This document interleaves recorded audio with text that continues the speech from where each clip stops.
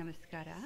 ನಾನಿವತ್ತು ತೋರಿಸ್ತಾ ಇರೋದು ಅವರೆಕಾಳಿನ ತಾಳಿಪೆಟ್ಟು ಅಂಥೇಳಿ. ರೊಟ್ಟಿ ಅಂತ ಹೇಳ್ತಾರೆ ಹೊರಗಡೆ ಎಲ್ಲ, ಬಟ್ ನಾವು ತಾಳಿಪೆಟ್ಟು ಅಂತೀವಿ. ಅವರೆಕಾಳು ಒಂದು ಲೋಟ ತೊಗೊಂಡಿದ್ದೀನಿ ನಾನು.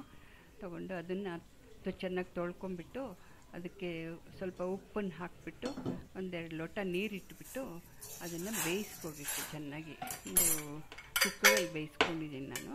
ಒಂದು 5-6 ವಿಷಿಲ್ಗೆ ಆಫ್ ಮಾಡ್ಕೊಂಡಿದ್ದೀನಿ. ಒಂದು 5-6 ವಿಷಿಲ್ ಬಂದಮೇಲೆ ಆಫ್ ಮಾಡ್ಕೊಂಡಿದ್ದೀನಿ. ಚೆನ್ನಾಗಿ ಬೇಯಬೇಕು ಅದು ಅವರೆಕಾಳು ಸೀಸನ್ ಅಲ್ವಾ ಈಗ, ಅದಕ್ಕೆ ಎಲ್ಲ ಥರದ್ದು ಅವರೆಕಾಳ್ದೇನೆ ಮಾಡ್ತಾಯಿರ್ತೀವಿ. ತುಂಬ ಚೆನ್ನಾಗಾಗುತ್ತೆ ಇದು ಅವರೆಕಾಳ್ದು. ಅದು ಕುಕ್ಕರ್ ಆರೋ ತನಕ ಒಂದು ಇದು ಸಣ್ಣಗೆ ಒಂದು ಚಟ್ನಿ ಮಾಡ್ಕೊಂಬಿಡ್ತೀನಿ, ಒಂದು ಟೊಮೆಟೊ ಚಟ್ನಿ. ಅದಕ್ಕೆ ಅದು ಕುಕ್ಕರ್ ಆರೋ ತನಕ ಒಂದು ಸ್ವಲ್ಪ ಒಂದು ಅರ್ಧ ಸ್ಪೂನ್ ಕಡಲೆಬೇಳೆ, ಅರ್ಧ ಸ್ಪೂನ್ ಉದ್ದಿನಬೇಳೆ, ಒಂದಷ್ಟು ಜೀರಿಗೆ, ಒಂದು ಅರ್ಧ ಸ್ಪೂನು ಜೀರಿಗೆ ಹಾಕ್ಕೊಂಡು ಎಣ್ಣೆಯಲ್ಲಿ ಹುರ್ಕೊಂಡಿದ್ದೀನಿ. ಆಮೇಲೆ ಒಂದು ಸ್ವಲ್ಪ ಕರಿಬೇವಿನ ಸೊಪ್ಪು. ಇದು ದಿಢೀರಂತ ಮಾಡೋ ಒಂದು ಸಿಂಪಲ್ ಚಟ್ನಿ ಇದು. ಕರಿಬೇವಿನ ಸೊಪ್ಪು ಹಾಕ್ಕೊಂಡು ಮಾಡಿದ್ದೀನಿ. ಆಮೇಲೆ ಅದಕ್ಕೆ ಕಟ್ ಮಾಡಿಟ್ಕೊಂಡು ಒಣಮೆಣಸಿನ್ಕಾಯಿ ಕಟ್ ಮಾಡಿ ಇಟ್ಕೊಂಡಿರೋ, ನಾನು ಇದಕ್ಕೆ ಇಟ್ಕೊಂಡಿರೋ ಒಂದಷ್ಟು ಈರುಳ್ಳಿನ ಪೀಸ್ಕೊಂಡು ಹಾಕ್ತಾಯಿದ್ದೀನಿ. ಒಂದೆರಡು ಸ್ಪೂನು, ಒಂದು 3 ಬ್ಯಾಡಗಿ ಮೆಣಸಿನ್ಕಾಯಿ, 1 ಗುಂಟೂರು ಮೆಣಸಿನ್ಕಾಯಿ ಹಾಕ್ಕೊಂಡಿದ್ದೀನಿ. 2 ಸ್ಪೂನ್ ಈರುಳ್ಳಿ ಹಾಕ್ಕೊಂಡಿದ್ದೀನಿ ನಾನು ಅಷ್ಟೇನೆ.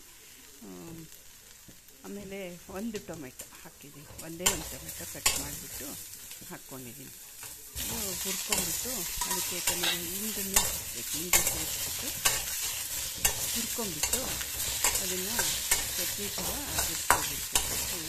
ಹಿಂಗನ್ನು ಹಾಕೋಬೇಕು. ಹಿಂಗನ್ನು ಹಾಕ್ಕೊಂಬಿಟ್ಟು ಚಟ್ನಿ ಥರ ಸ್ವಲ್ಪ ರೋಸ್ಟ್ ಮಾಡಿಬಿಟ್ಟು ಹಾಕಿದ್ದು. ತಿರ್ಗಾ ಮತ್ತು ಒಂಚೂರು ಹುಣಸೆಹಣ್ಣು, ಒಂದು ಅರ್ಧ ಗೋಲಿಯಷ್ಟು ಹುಣಸೆಹಣ್ಣು ಹಾಕ್ಕೊಂಡಿದ್ದೀನಿ. ಒಂಚೂರು ಹಿಂಗನ್ನು ಹಾಕ್ಕೊಂಬಿಟ್ಟು ಇದೇನು ತುಂಬ ಹುರ್ಕೋಬೇಕು ಅಂತಿದೆ, ಒಂದು ಸ್ವಲ್ಪ ಲೈಟಾಗಿ ಹುರ್ಕೊಂಬಿಟ್ಟು ಇದಕ್ಕೊಂದು ಸ್ವಲ್ಪ ಕೊತ್ತಂಬರಿ ಸೊಪ್ಪನ್ನು ಹಾಕ್ಕೊಂಡು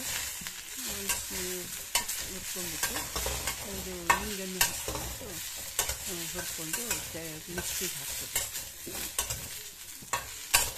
ಹಾಕ್ಕೊಂಡು ಚಟ್ನಿ ಮಾಡ್ತೀವಿ. ಅದು ಹಿಂಗನ್ನು ಹಾಕ್ಕೊತಾಯಿದ್ದೀನಿ. ಹಿಂಗನ್ನು ಹಾಕ್ಕೊಂಬಿಟ್ಟು ಮಿಕ್ಸಿಲಿ ಹಾಕಿಬಿಟ್ಟು ಚಟ್ನಿ ಉಪ್ಪನ್ನು ಹಾಕಿಬಿಟ್ಟು ಅದಕ್ಕೆ ನನಗೆ ರುಚಿಗೆ ಎಷ್ಟು ಬೇಕು ಅಷ್ಟು ಒಂದು ಸ್ವಲ್ಪ ಉಪ್ಪನ್ನು ಹಾಕಿಬಿಟ್ಟು ಮಿಕ್ಸಿಗೆ ಹಾಕ್ಕೊಂಡ್ಬಿಟ್ಟು ಚಟ್ನಿನ ರೆಡಿ ಮಾಡ್ಕೊಬೇಕು. ಇದನ್ನು ಮತ್ತೆ ತಿರ್ಗಾ ಈ ಚಟ್ನಿನ ಮತ್ತೆ ತಿರ್ಗಾ ಒಂದು ಬಾಣಲೆಯಲ್ಲಿ ಒಗ್ಗರಣೆ ಹಾಕ್ಕೊಂಬಿಟ್ಟು ಸಾಸಿವೆ, ಕರಿಬೇವು, ಇಂಗು ಒಗ್ಗರಣೆ ಹಾಕ್ಕೊಂಬಿಟ್ಟು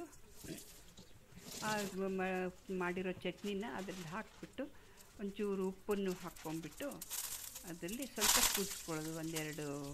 ಒಂದೆರಡು ಕುದಿ 3 ಕುದಿ ಬಂದರೆ ಸಾಕು. ಅದನ್ನು ಕುದಿಸ್ಕೊಂಡು ಇಟ್ಕೊಂಡ್ರೆ ಚಟ್ನಿ ಆಗೋಗ್ಬಿಡುತ್ತೆ.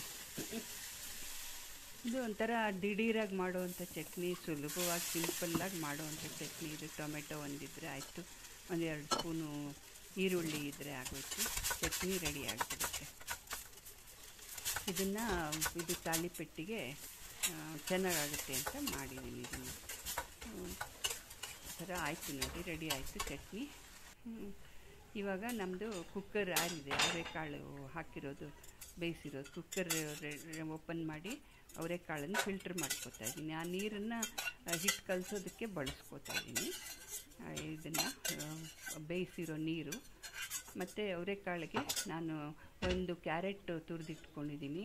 ಆಮೇಲೆ 2 ಹಸಿಮೆಣಸಿನ್ಕಾಯಿ ಕಟ್ ಮಾಡಿ ಇಟ್ಕೊಂಡಿದ್ದೀನಿ ಸಣ್ಣಗೆ, ಒಂದಷ್ಟು ಕರಿಬೇವಿನ ಸೊಪ್ಪು, 1-2 ಚಿಕ್ಕ ಈರುಳ್ಳಿನ ಕಟ್ ಮಾಡಿ ಇಟ್ಕೊಂಡಿದ್ದೀನಿ, ಕೊತ್ತಂಬರಿ ಸೊಪ್ಪನ್ನು ಕಟ್ ಮಾಡಿ ಇಟ್ಕೊಂಡಿದ್ದೀನಿ. ನಿಮ್ಗೆ ಜಾಸ್ತಿ ಕ್ಯಾರೆಟ್ ಬೇಕಂದರೆ ಜಾಸ್ತಿ ಹಾಕ್ಕೋಬೋದು. ಇದು ಖಾರ ಜಾಸ್ತಿ ಬೇಕಂದರೆ ಹಸಿಮೆಣಸಿನ್ಕಾಯಿ ಜಾಸ್ತಿ ಹಾಕ್ಕೋಬೋದು, ಈರುಳ್ಳಿನೂ ಜಾಸ್ತಿ ಹಾಕ್ಕೋಬೋದು. ನಾನು ಸುಮಾರಾಗಿ ಹಾಕಿದ್ದೀನಿ ಎಲ್ಲನೂ. ಆಮೇಲೆ ಅದಕ್ಕೆ ಉಪ್ಪನ್ನು ಇವಾಗ ಅವರೆಕಾಯಿ ಜೊತೆಲಿ ಬೇಯಿಸ್ಬೇಕಾದ್ರೆ ಉಪ್ಪು ಹಾಕಿದ್ದಿದೆ. ಇವಾಗ ತಿರ್ಗಾ ನೋಡಿಕೊಂಡು ಸ್ವಲ್ಪ ಕಮ್ಮಿ ಉಪ್ಪು ಹಾಕ್ಕೊಬೇಕು. ನಾನು 1.25 ಲೋಟ ಹಿಟ್ಟನ್ನು ಹಾಕ್ಕೊಂಡಿದ್ದೀನಿ. ಫಸ್ಟ್ 1 ಲೋಟ ಹಾಕ್ಕೊಂಡು ಆ ನೀರನ್ನು ಹಾಕ್ಕೊಂಡು ಮಿಕ್ಸ್ ಮಾಡ್ಕೊಂಡಿದ್ದೀನಿ. ತಿರ್ಗಾ ಮತ್ತೆ 1/4 ಲೋಟ ಹಿಟ್ಟನ್ನು ಹಾಕ್ಕೊಂಡಿದ್ದೀನಿ. ಹಾಕ್ಬಿಟ್ಟು ಸ್ವಲ್ಪ ನೀರು ಹಾಕ್ಬಿಟ್ಟು ಚೆನ್ನಾಗಿ ಕಲಿಸ್ಕೋಬೇಕು. ಸ್ವಲ್ಪ ಇದಾಗೆ ನೀರಾಗಿ ಕಲಿಸ್ಕೋಬೇಕು. ತುಂಬ ಗಟ್ಟಿನೂ ಅಲ್ಲ, ತುಂಬ ತೆಳ್ಳಗೂ ಅಲ್ಲ, ಸ್ವಲ್ಪ ಪಿಚ್ಚಿ ಪಿಚ್ಚಿ ಅನ್ನೋ ಹಂಗೆ ಕಲಿಸ್ಕೋಬೇಕು. ಇದು ಏನಂತ ಹೇಳಿದರೆ, ಗ್ಯಾಸ್ ಆನ್ ಮಾಡಬಾರ್ದು. ಇದನ್ನು ಫಸ್ಟು ಅದನ್ನು ತಟ್ಕೋಬೇಕು. ಬಾಣಲೆ ಮೇಲಕ್ಕೆ, ಪ್ಯಾನ್ ಮೇಲಕ್ಕೆ ನಾನು ತಟ್ಕೋತಾ ಇದ್ದೀನಿ. ಎಷ್ಟು ತೆಳ್ಳಗೆ ಬೇಕೋ ಅಷ್ಟು ತೆಳ್ಳಗೆ ತಟ್ಕೋಬೇಕು ಚೆನ್ನಾಗಿ. ಅದು ತೆಳ್ಳಗೆ ತಟ್ಕೊಂಡ್ರೆ ಚೆನ್ನಾಗಿ ಗರಿಗರಿಯಾಗಿ ಚೆನ್ನಾಗಿ ಬರುತ್ತೆ. ಇದು ಬೆರಳಲ್ಲೇ ನಾವು ತಟ್ಕೋಬೇಕು. ಇದು ಕೆಲವರು ಏನು ಮಾಡ್ತಾರೆ ಅಂದರೆ, ಹೋಳಿಗೆ ಮಾಡೋದು ಶೀಟ್ ಇರುತ್ತಲ್ಲ, ಅದ್ರ ಮೇಲೆ ಈ ಸಿಲ್ವರ್ ಫಾಯಿಲ್ ಮೇಲೆ ಎಲ್ಲ ಲಟ್ಟಿಸ್ಕೊಂಡ್ಬಿಟ್ಟು, ಇಲ್ಲ ಪ್ಲಾಸ್ಟಿಕ್ ಶೀಟಿನ ಮೇಲಕ್ಕೆ ಸ್ವಲ್ಪ ಎಣ್ಣೆ ಸವರಿ ಲಟ್ಟಿಸ್ಕೊಂಡು ಆ ಥರನೂ ಬಿಟ್ಕೋಬೋದು. ನಾನು ಈ ಥರ ಡೈರೆಕ್ಟಾಗಿ ಪ್ಯಾನ್ ಮೇಲಕ್ಕೇ ಲಟ್ಟಿಸ್ಕೊಂಡು ಮಧ್ಯ ಮಧ್ಯದಲ್ಲಿ ತೂತ ಮಾಡಬೇಕು. ಅಲ್ಲಿ ತೂತ ಮಾಡಿದ್ರೆ ಚೆನ್ನಾಗಿ ಬೇಯುತ್ತದೆ. ಇವಾಗ ನಾನು ಆನ್ ಮಾಡ್ತಾಯಿದ್ದೀನಿ ನೋಡಿ ಗ್ಯಾಸನ್ನು. ಈ ಪೂರ ತಟ್ಟಿ ಆದಮೇಲೆ ಆನ್ ಮಾಡಿಬಿಟ್ಟು ಅದಕ್ಕೆ ಎಣ್ಣೆನ ಹಾಕಿಬಿಟ್ಟು, ಆ ತೂತದ ಒಳಗೆಲ್ಲ ಎಣ್ಣೆನ ಸುರಿದ್ಬಿಟ್ಟು ಹಾಕಿಬಿಟ್ಟು, ಸೈಡ್ಗೂ ಒಂದು ಸ್ವಲ್ಪ ಎಣ್ಣೆ ಹಾಕಿಬಿಟ್ಟು ಮುಚ್ಚಿಬಿಡಬೇಕು. ಪ್ಲೇಟನ್ನು ಒಂದು ಮುಚ್ಚಿಬಿಡಬೇಕು. ಇದೇನು ತುಂಬ ಹೊತ್ತು ತೊಗೊಳ್ಳಲ್ಲ, ಬೇಗ ಬೇಯುತ್ತೆ. ಏನು ತೆಳ್ಳಗಿರುತ್ತಲ್ವ, ತೆಳ್ಳಗೆ ತಟ್ಟಿರ್ತೀವಲ್ಲ, ತಟ್ಟೋದು ತೆಳ್ಳಗೆ ತಟ್ಟಿದ್ರೆ ಚೆನ್ನಾಗಿ ಬೇಗ ಬೆಂದ್ಬಿಡುತ್ತೆ. ಮತ್ತು ಸ್ವಲ್ಪ ಗರಿ ಗರಿ ಬೇಕಂದರೆ ಕೆಂಪಗೆ ತೆಕ್ಕೋಬೇಕು. ಸ್ವಲ್ಪ ಮೆತ್ತಗಿರಬೇಕು ಅಂದರೆ ಸ್ವಲ್ಪ ಬೇಗನೆ ತೆಕ್ಕೊಂಬಿಡ್ಬೇಕು.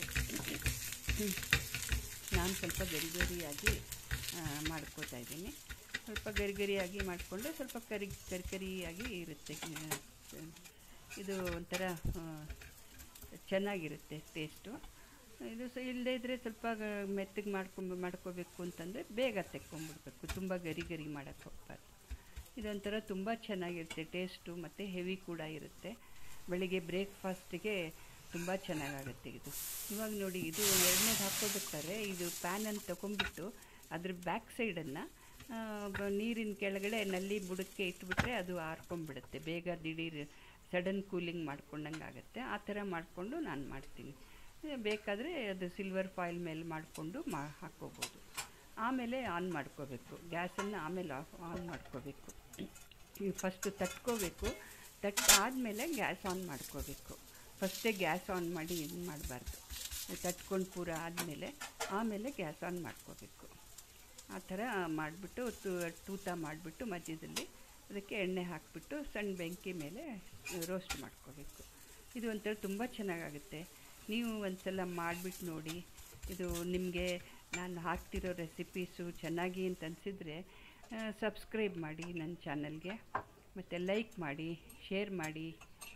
ಕಮೆಂಟ್ಸ್ ಏನಾದರೂ ನಿಮ್ಗೆ ಅನಿಸಿದರೆ ಹೆಂಗೆ ಅನ್ನಿಸ್ತು, ನೀವು ಮಾಡಿದ್ರು ಹೇಗೆ ಅಂತ ಹೇಳಿ ಒಂದು ಕಮೆಂಟು ಕೂಡ ಹಾಕಿ. ದಯವಿಟ್ಟು ಚಾನಲ್ಗೆ ಸಪೋರ್ಟ್ ಮಾಡಿ. ನನಗೆ ನಿಮ್ಮ ಯಾರ ಫ್ರೆಂಡ್ಸ್ಗೆಲ್ಲ ಶೇರ್ ಮಾಡಿ. ಆಗ ನನಗೂ ಇನ್ನೂ ಒಳ್ಳೆಯ ರೆಸಿಪಿಗಳನ್ನು ಹಾಕೋಕ್ಕೆ ಒಂದು ಉತ್ತೇಜನ ಸಿಕ್ಕಂಗಾಗುತ್ತೆ. ಥ್ಯಾಂಕ್ ಯು, ಧನ್ಯವಾದಗಳು.